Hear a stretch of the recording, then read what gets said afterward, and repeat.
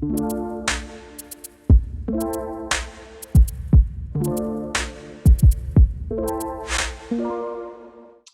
well, today we have a special treat because we're going to have some glory in the house, baby. I am talking with Jess Connolly, and she is an author, speaker, teacher. She's just incredible. She has a new book out called Glory Girl, which we're going to talk about. But this is like, we're just glory people. That's just what we're all about. Mhm, So I am so mhm. excited that Jess is here today. She's incredible. She and her husband are church planters, and man, they are in the thick of it, just like me and you. So she's here with us today on the Crazy Blessed podcast. So Jess, thank you so much for being here. Absolutely. My joy. Absolutely. Oh, this is going to be so much fun. So tell me a little bit about your journey that led you here. Mm. Like, because I love what you say. So I got to share this with you guys.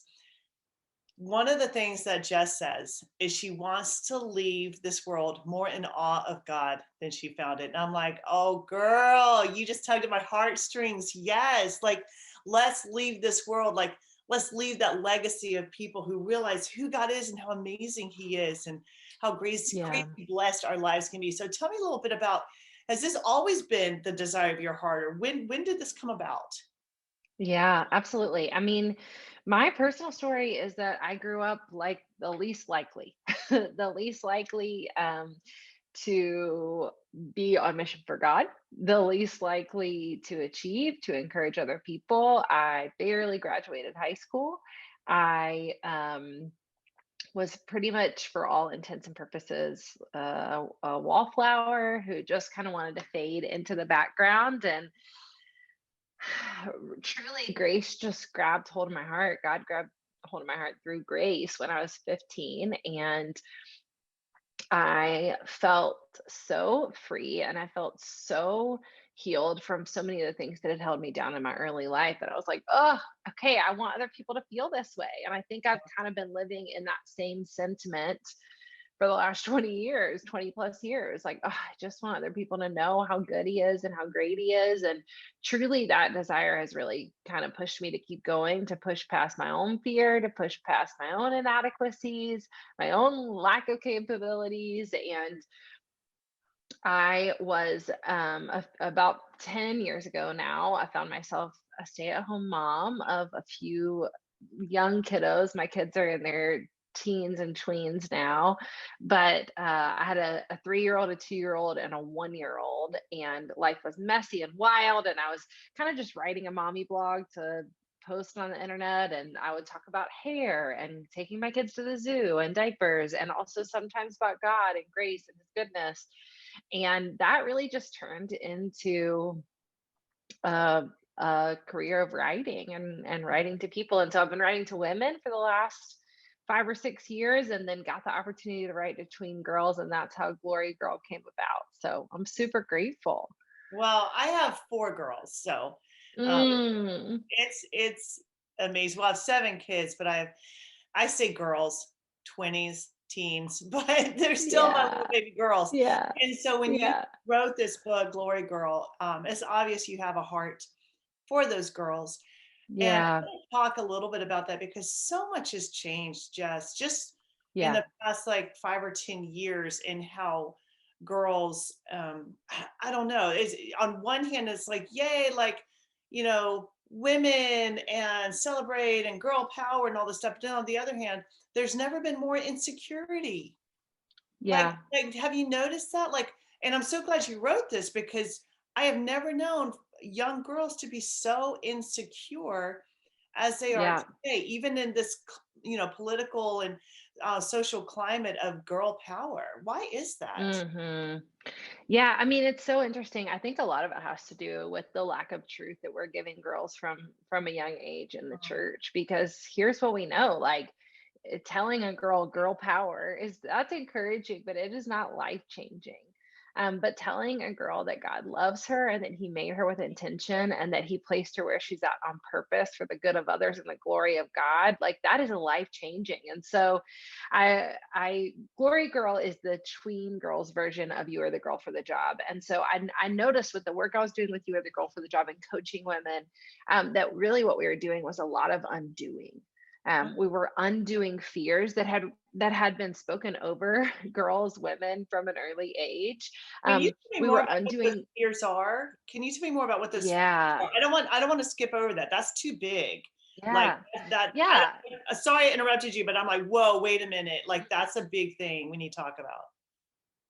It's true, and it kind of helps to also answer this question too of like, of what, where is this coming from? Where is this anxiety and insecurity coming from? So I find three major fears that women my age, in our generation, are struggling with. Number one is fear of failure. We are terrified to do something wrong, and that is because we're not taught an adequate theology of grace and Wow. truth, and the fact that like you actually cannot avoid doing things wrong. Wow. You are actually, like, God's purpose and that he has written over your life is not for you to be perfect. He sent his son Jesus to fill in the gap for you so that when you are not enough, so that when you fail, when it inevitably happens, that his grace will be there for you, that his power will be made perfect in your weakness. And Wow. so, like, that's just a tiny example of like telling a girl, like, you've got this, you're amazing, girls are amazing. That is good and beautiful and encouraging, but it's not the whole story. We also have to give them the gospel. And the gospel is the good news that Jesus is enough. And the good news only makes sense if we accept the bad news that we're not enough and that we're going to fail. It's so true. We're not taught how to fail well. Yes. That is Yes. so powerful. We're taught, yay, succeed. So Oh no, you true. fail, but we can fail very, very well. We can do this and we can learn and we can move and we can learn the depths of God's love and his grace for us. And you're right, we haven't done a good job of teaching our kids that. Yeah, absolutely. Mm. So the other big fear that I see women come up against is a fear of disappointing people. So a fear of not being able to please people, which again, I would say in the church, we're super complicit in adding to that fear because we teach women to essentially like perform, like be good enough, be acceptable in our Christian cultures, and do what is within inside the lines, what's acceptable. That absolutely, we kind of teach women, by default, like you should be able to live a life where you make everyone happy, and Wow. if you don't, there must be something wrong with you, instead of teaching them to obey God. And the truth is that when most people, men or women, old or young, obey God, they are going to disappoint people. Wow. And we know this is true because we see it in the life of Jesus. Mhm. Jesus continually disappointed people and he obeyed the Father. And so even amongst my kids, I tell them all the time, like, I want you to obey God to the point where it makes me uncomfortable. Mm. I want you to obey God to the point where like sometimes I maybe disagree with you. And that's where I want you to obey God to. And so that's really the other big fear. Like That we have to teach women how to combat, that is so powerful on being able because I hear from so many people, oh, I'm just a people pleaser. Like, stop. Like this is Yes. totally in our control. And it's that drive that can someone please tell me I'm good enough? Can someone please Yeah. let me know that I'm okay, that I'm not deficient? And so again, we're seeking that approval from others and not from the Father. And I so love that you said that you want your kids to obey God to the point where it makes you uncomfortable. And it's one thing to say that, but to really mean it. I remember telling my kids, like, it's okay to disappoint me. Like, I don't have the agenda. Okay. And it's funny Mm-mm. because sometimes my kids will be like, no, just tell me what to do. It's like, no, that's between you Yes. and God. Like, I don't want to give you that agenda. I don't want to give Yes. you the list. We are so Yep. good at giving our kids the list. And it's like, I'm not going to do that. And sometimes that's even more, it feels like more of a dilemma, but actually I want you to work that out with God. I want you to seek that wisdom from him. And if you think that you're going to like get my approval or my disappointment, that's not there. Like Hmm. that's not even a factor. I want you to run in this equation. Like it's between you and God. Yeah. We've got to be able to teach our kids and teach ourselves that number one, I obey God. And he even says like your obedience is more important than your sacrifice. Mhm. And sometimes we Mhm. have to sacrifice Yeah. that approval and feeling good in light of other people's opinions to defer to that obedience to God. So good. So good. So the last big fear I see this just while we're talking about fears, the last big fear I see women struggling with is this fear of losing our comfort. And I would say again, that's another thing just as women, as girls that we're just taught from an early age, like build a life that is really tidy and comfortable for you and build a world that makes you feel like happy and fuzzy and like you've done well. And sadly, the entire gospel points to something just really opposite. The entire gospel says, like, this world is not our home. And so we say it a lot around our house. I say, I don't want to put up curtains in a house that's burning down. Like, this world is not my home. I don't want to make myself comfortable here. In fact, I think the exact call over my life and over all of our lives is to be uncomfortable here for the cause of Christ so that other people might be more comfortable in eternity. And Oh, so, wow. yeah, those are the things that I just noticed like this is what we're having to undo in older women. So what if we didn't have to? What Mhm. if we could go to young gals and tell them from the beginning, "Hey, I just want to tell you like you actually do not have to please people. But pleasing God and being obedient to him is where the abundance is at." And what if we told them from the get-go, like, listen, that the goal here is not to build a tidy, pleasurable, like soft life where you're the queen. The goal here is to live into the kingdom and to take your place in this eternal throne room of grace where people are using their gifts and their story and their weaknesses, you know? Yeah. And hey, guess what? Like you actually are going to fail. You're going to do it wrong. You're going to try something and you're going to make it all about yourself. You're going to try something and people are going to see you fail. You're going to try something and God is going to tell you like that wasn't quite it. Let's try again. And here's how you live into that in light of the gospel and keep going and try again the next day. So um that was really the heart behind Glory Girl. Like, what if we didn't have to unlearn these things? What if we could talk about them from the very beginning?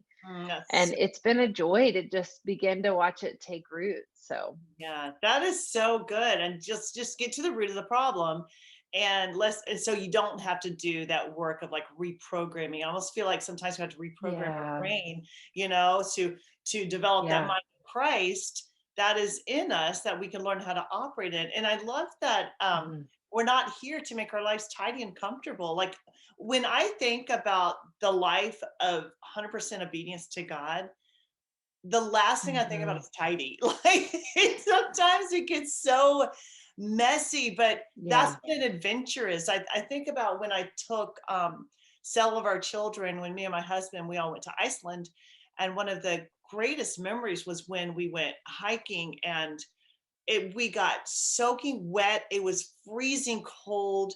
We got mud. We got covered in mud, but it was such an amazing adventure, and we had the best time. We were dirty head to I toe, love it. freezing cold. We were drenched, and it was amazing. And so I think about like we I could have love it. sat inside our little, Airbnb and looked out and said, "Wow, we're in Iceland."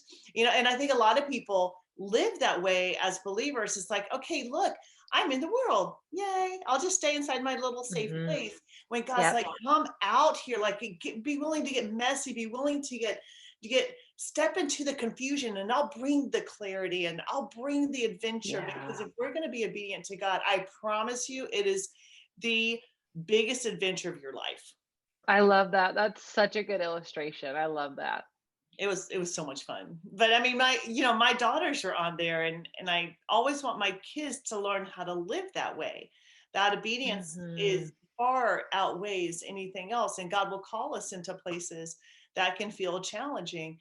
And I love that you help them to develop this sense of purpose. I think that's one thing that's talked about a lot, but we don't really Mhm. know what that is, how to identify and how to create it in our lives, how. So tell us, like, how do you help girls, even, I know you work with a lot of women too, develop this sense of purpose, so it's not like, oh, well, I'm just here, I guess, God forgot about me, or I'm just here to like make it through the day.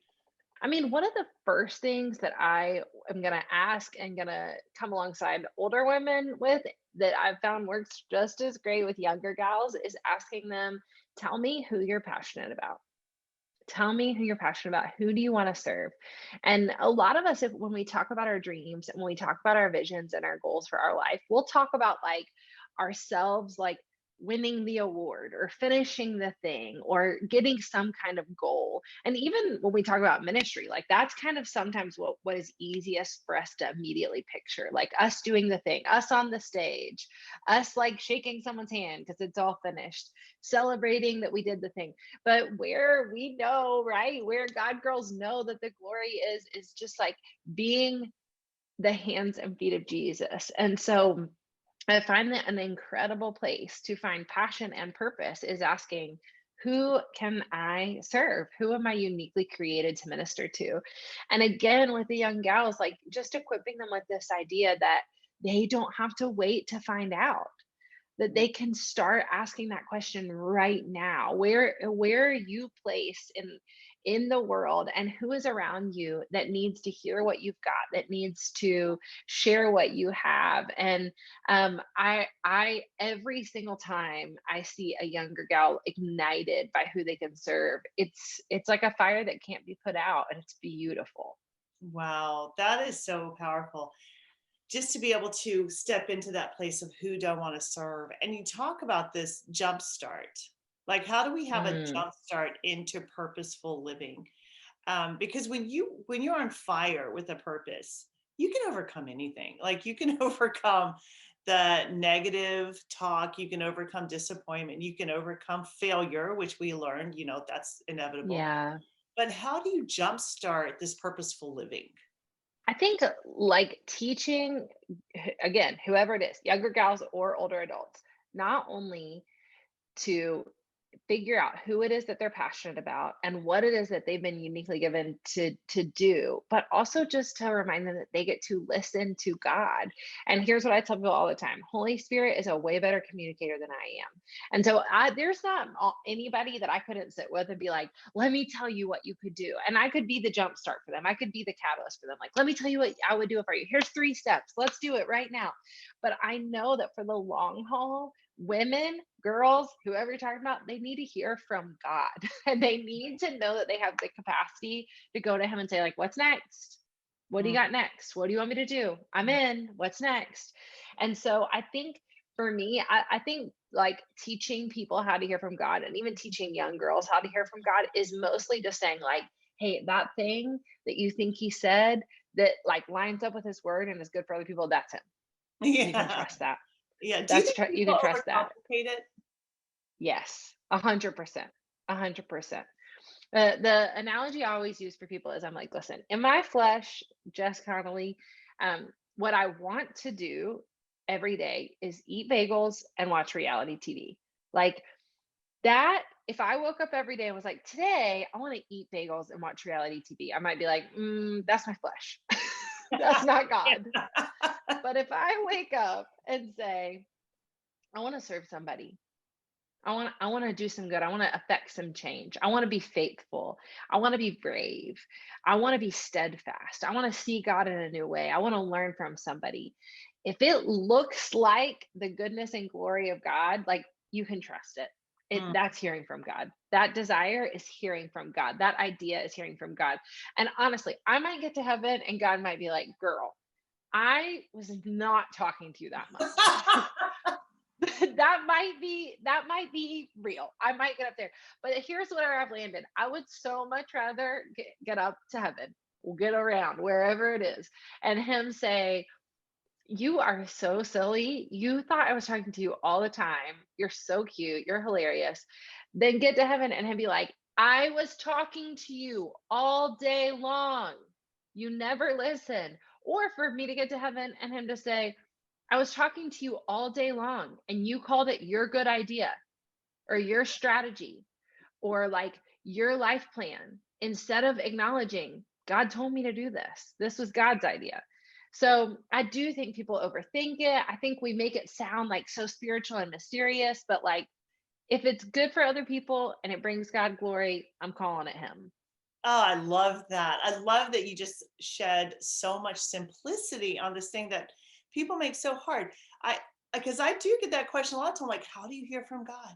How do you do this Yeah. grand, mysterious thing? And like, well, first you have to hike to the tallest mountain peak, and then you have to fast 14 days, and then you have to drink celery juice. And if you are humble enough, like it doesn't, like God would not make it that hard because He has a desire Mhm. to get His word through us, Yeah. to get us Yeah. activated in the kingdom, to bring on earth the kingdom in heaven. Like that's what we're here for. We're His representatives. So, Yeah. of course, He would make that very clear to us. So I love this. Like, you know what? If you think it's Him, it's probably Him. Like, I would rather err on the side Yeah. of trust than err on the side of like neglect. In our current climate, like I know so much is social media, and we live in a world where our attention span is like microscopic, Jess. Mhm. And I think Mhm. girls are constantly in swipe mode.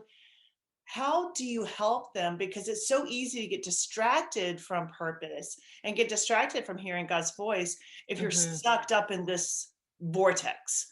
So how do Yeah. you help them with that distraction? Yeah, that's so good. That's a great question.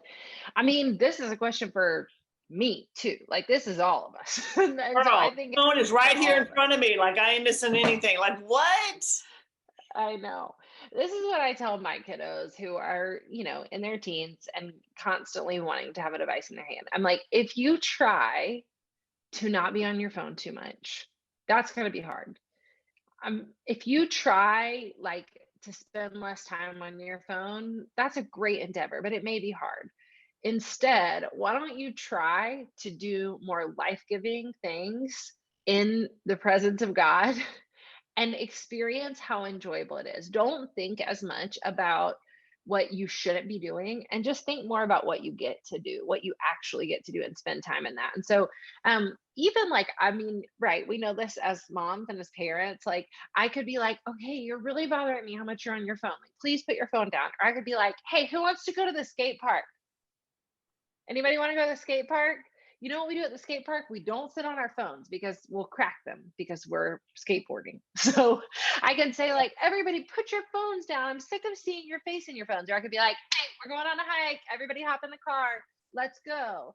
And for me, what I've just noticed is giving them the good thing, giving them the positive reinforcement instead of talking about the negative thing that we want to try not to do anymore is where the life is where the abundance is, and then they don't feel harped on. I would say the same thing for younger gals. Like if you think, I think TikTok's fun. I think it's cute. I actually haven't ever done like a TikTok dance or something.